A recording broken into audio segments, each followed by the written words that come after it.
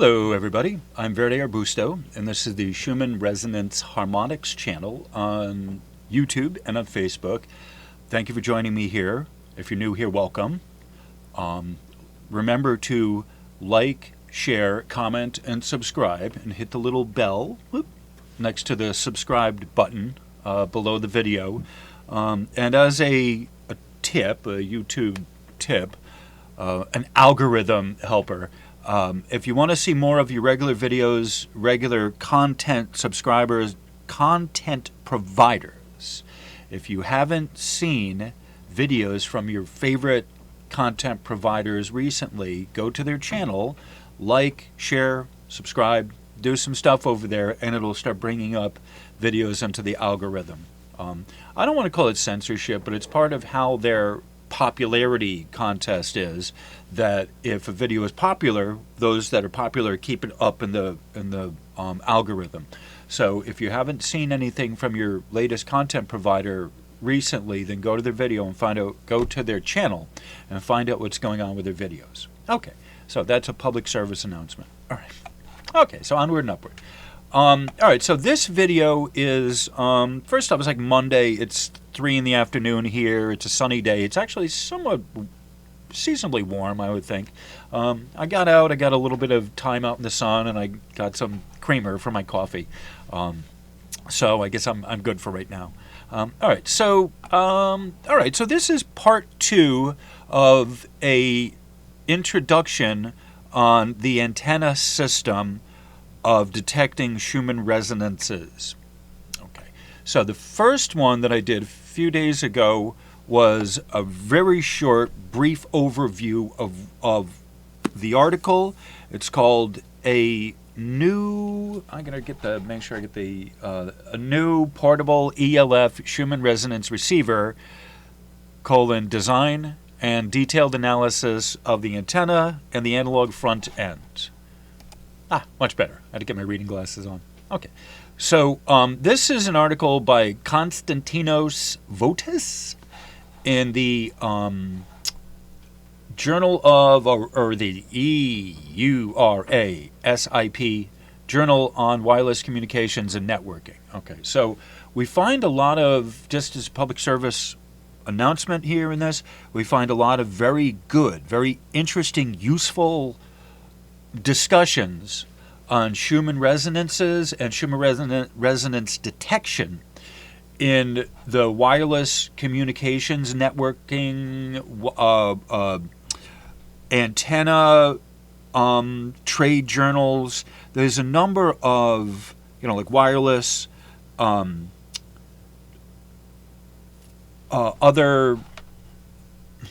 telecommunications, that's the word I'm looking for. So in antenna, telecommunications, wireless, these types of journals, a lot of times they'll have very interesting articles on the Schumann resonances from the technical standpoint of how they arrive at the meter readings.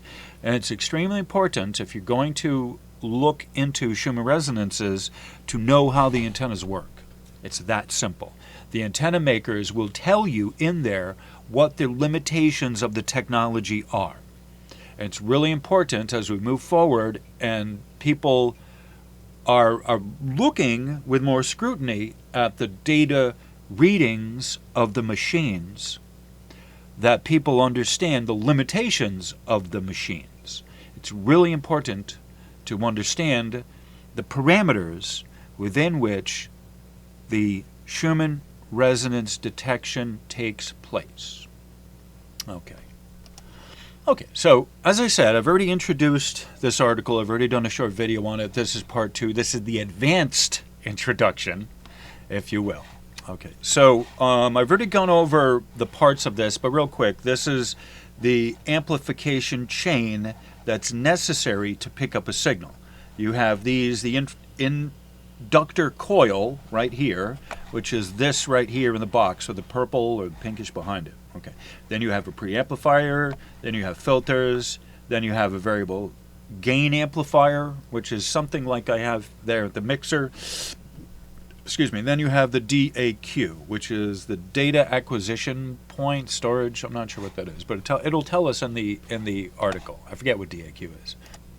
And then over here, where am I? Over here, this gives us a plotting of the mode 1, that's the lowest, and magnetics.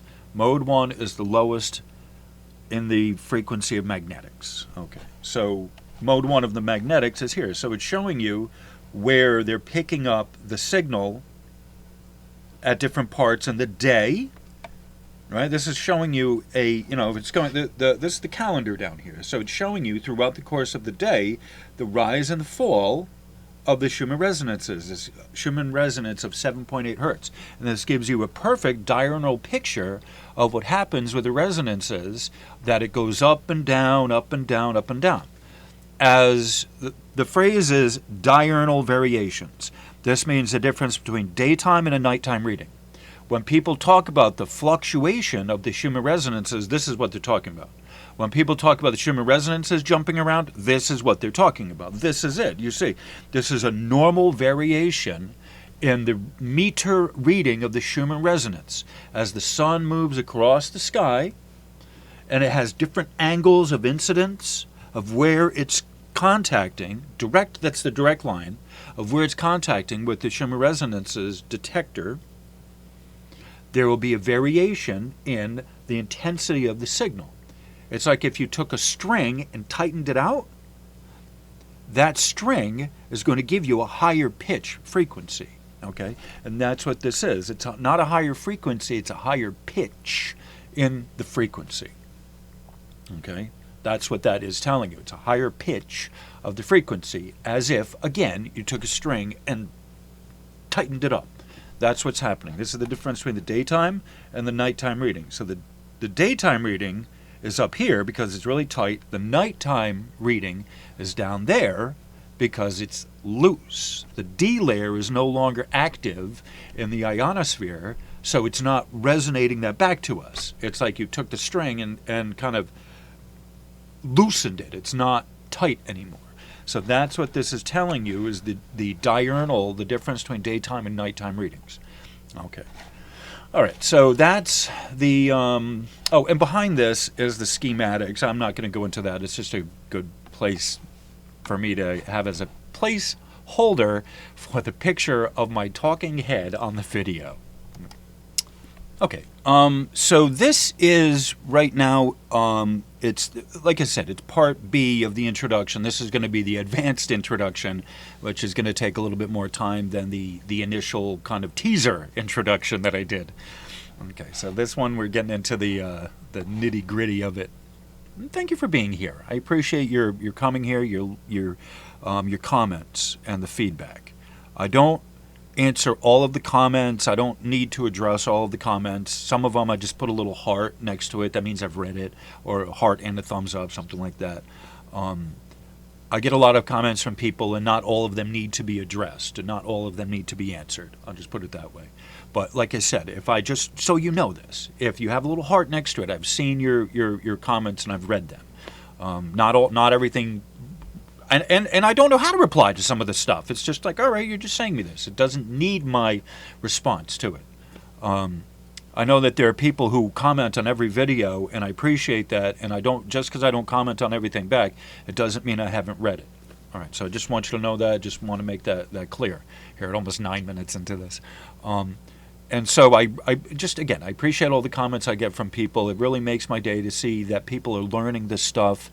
And this is what makes it worthwhile, that you've gotten something out of it, that I've explained this to you in such a way that no one else has. And that's why I'm doing this, to hopefully to get people to see this from a new light that's not the religious indoctrination angle of this. Okay. All right, so with that, okay. Again, I have already given the basic introduction. This is, let me pause, hold on. Okay, I'm back. All right, so this is going to be the second introduction. The first one was the most basic, just kind of gloss over the 20,000 foot flyover, if you will. And this one I'm going to go into a little more detail, but this is still basically an introduction to the antenna system. All right, so that's what we're talking about here. That's what this module is the antenna system at its hardware basis. All right. So I already have gone through the introduction, the abstract, which is just the most basic introduction. And so this is going to be the introduction, which goes into a little bit more detail and all of this stuff. All right. So what I did was when I posted this online and I broke everything up into paragraphs. Each sentence was a new paragraph. And that's the best way to read this. So at the WordPress link, I have broken this up into, actually, as you can see over here. All right. So that's what I'm, what I posted is individual paragraphs of the sentences. So you can read through and look at it without feeling overwhelmed. But this is a technical journal. So they're kind of, it's not a literary journal, it's a technical journal, so they're giving you everything all at once. Okay. So let's, without any more interruption, let's get into this. All right. The Schumann resonances, SR, are electromagnetic oscillations in the Earth-ionosphere cavity at frequencies of 7.8, 14, 20, 26, 33, 39, and 45 hertz.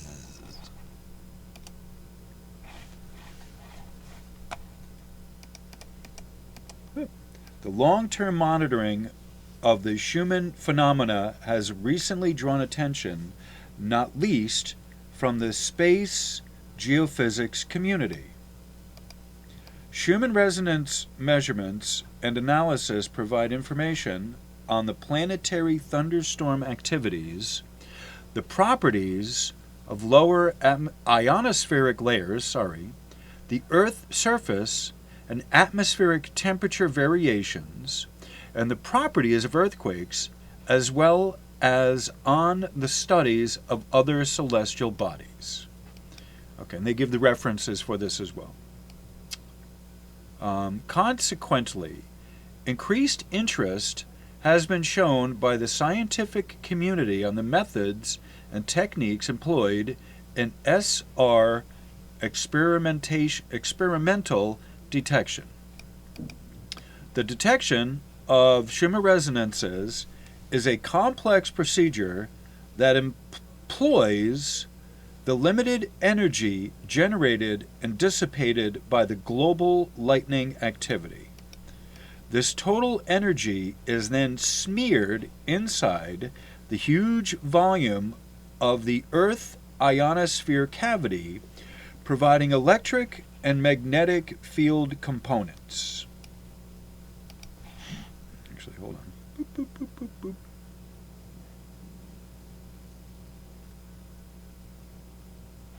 Okay. I just talked about the providing electric and magnetic field components. The prevalent electric component is vertically oriented, and the corresponding amplitude is close to 10 to the negative 7th volts per meter. The magnetic field exhibits two horizontally potential components at north and south and east and west orientation, with amplitudes of a few tenths of picotesla. Okay. The detection of such weak electromagnetic fields in noisy environments is too difficult. Again, the detection of such weak electromagnetic fields in noisy environments is too difficult. Additionally, hardware imperfections can significantly reduce the performance of a system. 10-12. Okay? To improve the signal-to-noise ratio, SNR, it is necessary to use specialized sensors and electronic equipment. That's reference 12. Especially in the ELF band, where Schumann resonances lie, very few works give details about measurement equipment used, regarding electrical and magnetic antennas, the analog front end, and the data acquisition module. That's it. DAQ is data acquisition module. Okay.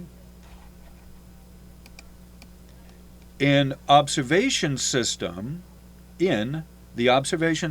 of ULF ELF emissions at Nakatsugawa, pardon for butchering the name, the signal observed by the north-south sensor, each coil consisted of permalloy of 1.2 meter long with 100,000 turns of the copper wire, is fed to a preamplifier, then to a low-pass filter of 10 to 30 hertz and a main amplifier, stored on DL708 data recorder, and saved on a hard disk.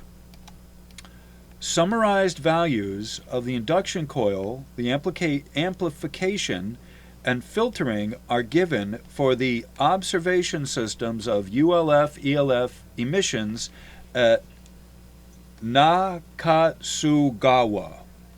Okay.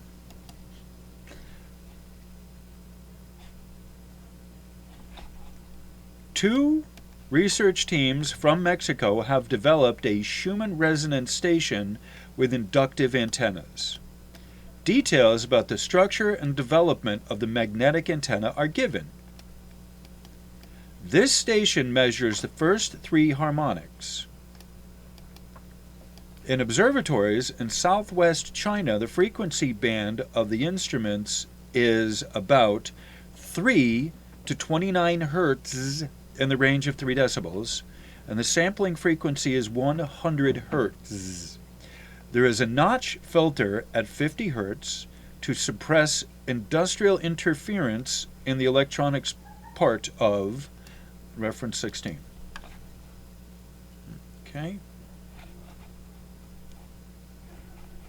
Details in a block diagram concerning associated electronics of the TNB Antarctic Schumann Schumann measurement platform are presented by a research team from Italy. In the Schumann station located at Calar Alto in Spain, modes are captured through the 2-meter magnetic antenna with an acquisition time of 30 minutes. Characterization of the sensor and detailed description of the amplification system are also presented, and that's reference 13. The magnetometers, noise of the system, and the ELF measurements station that has been deployed in Sierra Nevada, Spain, are described and discussed by 5 research teams from Spain and Sweden. The technical setup of the Hilati geophysical station with a frequency range of up to 300 hertz, as well as the design of ELF equipment, including antenna and receivers, is discussed by 3 research teams from Poland. Reference 19. In this paper, a versatile receiver for Schumann resonance detection and monitoring is presented. The Schumann resonance detection and monitoring system is portable, low cost, battery operated, autonomous for nearly 45 days' time, and able to measure up to 6 Schumann resonance harmonics. The system, which consists of the induction coil, antenna, and the amplifying and filtering chain, as well as the data acquisition and processing system, was presented and implemented entirely in the Electronics, Telecommunications, and Applications Lab, which is ETA Lab, of the Physics Department of the University of Ioannina. And I know I pronounced that incorrectly.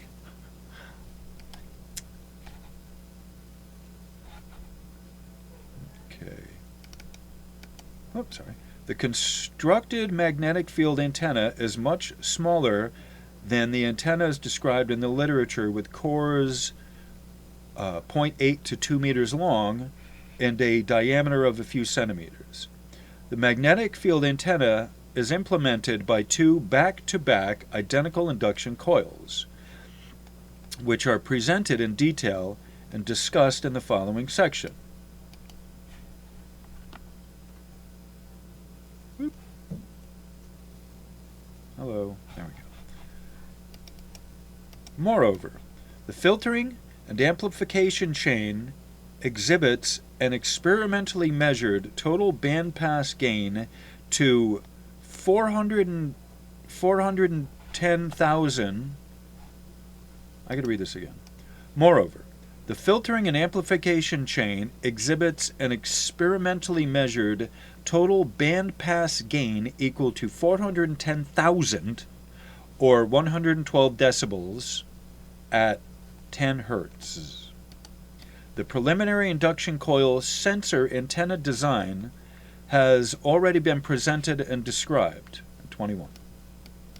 The design and implementation stages of the induction coil sensor were based on the fact that the induction core should avoid saturation due to external electromagnetic fields, which were mostly originated from the 50 hertz power lines. Therefore, the Schumann resonance measuring equipment was installed in relatively low, quote, EM pollution areas. In order to evaluate the portable Schumann resonance system, measurements were required at various spots which were located at 1 kilometer far distances from man-made electromagnetic pollution in the area of northwest Greece. From these measurements, it is obvious that up to 6 harmonics can be detected within 10-minute acquisition time. Schumann resonance is a global phenomena with numerous applications and many open questions. As already mentioned, there is a very limited number of ELF measurement stations around the globe based on synchronous electronic methodologies and techniques of signal reception and signaling and processing. The contribution of this new ELF Schumann resonance receiver includes A. Signal conditioning stages with an equivalent input noise as low as 2.8 nanovolts over the square root of a hertz and a total bandpass gain from 86 to 112 decibels at 10 hertz. B. Monitoring and recording of 6 Schumann resonance harmonics through a 2 back-to-back magnetic field antenna with total weight of 2.2 kilograms and 60 centimeter length. And C. Portability and over